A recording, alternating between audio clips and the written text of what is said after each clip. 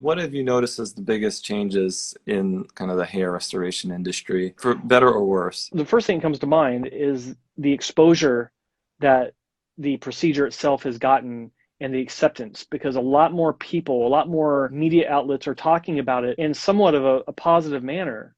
Yeah. Whereas 10 years ago, it was very hush hush. I don't talk about my hair.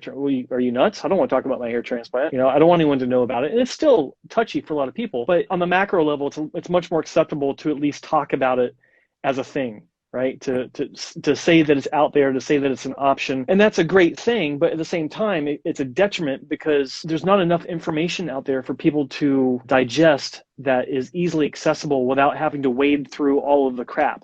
Yeah. And there's so much misinformation out there. That's what I think is the biggest change over the years compared to anything else Yeah. is the amount of misinformation. And that comes from, like, we're going down a rabbit hole here. That comes from the availability of the procedure itself, because 15 years ago, it was pretty accessible, but you had to go to a clinic that had been around for a while, that Right. had a lot of experience, because usually it involved strip surgery. Yeah. And in order to perform strip surgery, you got to know your shit. Like, you got to have a team of people. It's a big financial investment to have all the equipment, all the staff, the facilities to house all the staff. Whereas today, I can go on Amazon and no, that's not what's coming. I'm not ordering an FUE machine. I can go on Amazon and I can literally buy almost everything I need and rent a 2-room office in some strip mall, and I'm doing FUE. I'm doing surgery. Yeah. And that's going on in North America, in Europe to different degrees, obviously in places like Turkey and India.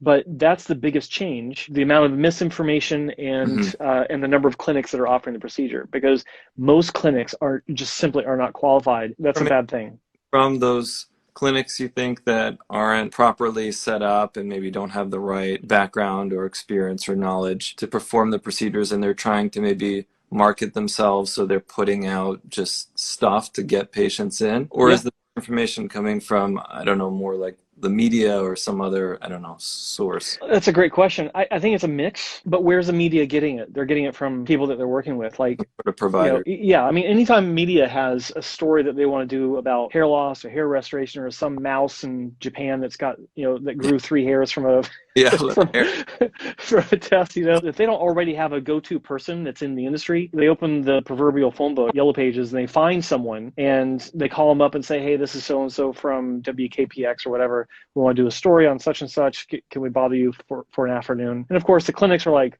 sure. Free exposure, I'm on it. The media has no clue. They can't verify the information that's coming in. So you'll see these promo pieces where it's the B-roll footage of the doctor doing a procedure or talking to a patient, and the voiceover of you can't even call him a journalist, but the presenter saying, Dr. So-and-so does procedures with such techniques, it's cutting edge. And I'm sitting here rolling my eyes. It's like, they were doing that 10 years ago, Yeah. you Yeah. know? Nothing new here. And people just don't know. And nothing wrong with that, but they just don't know because they saw it on Channel 5 or they saw it on CNN or whatever. And it's such a deeper subject to dive into, that if you take this superficial information that you're getting, you're just setting yourself up for failure. Yeah, I mean, there's definitely, like, from my perspective, this sort of feeling like I need to be on like the cutting edge, like there has to be something new coming out all the time. That is, I think, how you can generate some media attention, but it's also like that's what patients sort of expect. Instead of just saying like, what have we learned as like a discipline or for a specific surgery even over the course of 20, 30 years plus, how can we apply that and just do good surgery? Like, it doesn't Mm-hmm. have to be the newest technique or the newest gadget that you're using.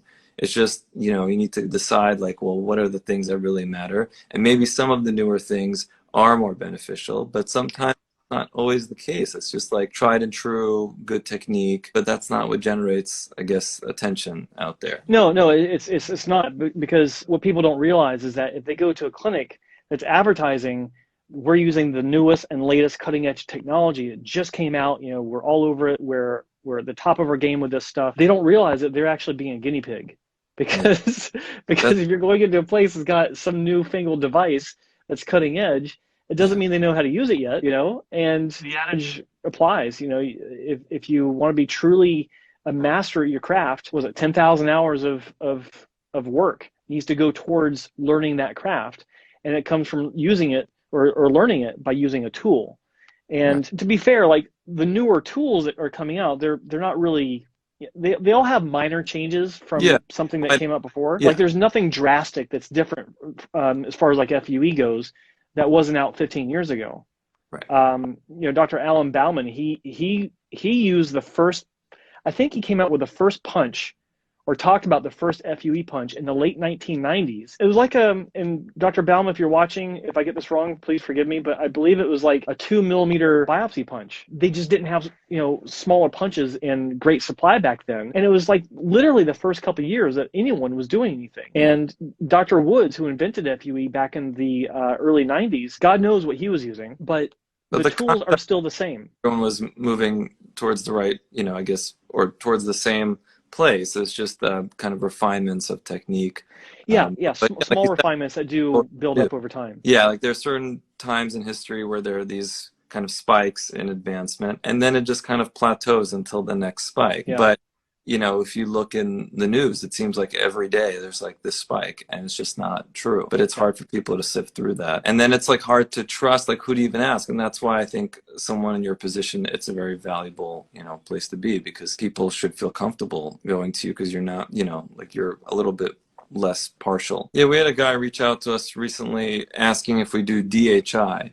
And, you know, it's like trying to reorient him and trying to explain that it's not about, that's just like one way of planting the hairs. I mean, there's different ways to do it. I could do it that way. That's not my preferred way. It doesn't mean it's better or worse. It's just not what I do for different reasons. And, you know, some people, they get so fixated on this like catchy term that they heard that they think, again, is this like latest, greatest invention, as opposed to taking a step back and looking at sort of the big picture and really just going with a person that they trust. That's why I always tell people, like, it's not about the name of the clinic or their background or what. I mean, at the end of the day, you have like one doctor who's like responsible for you.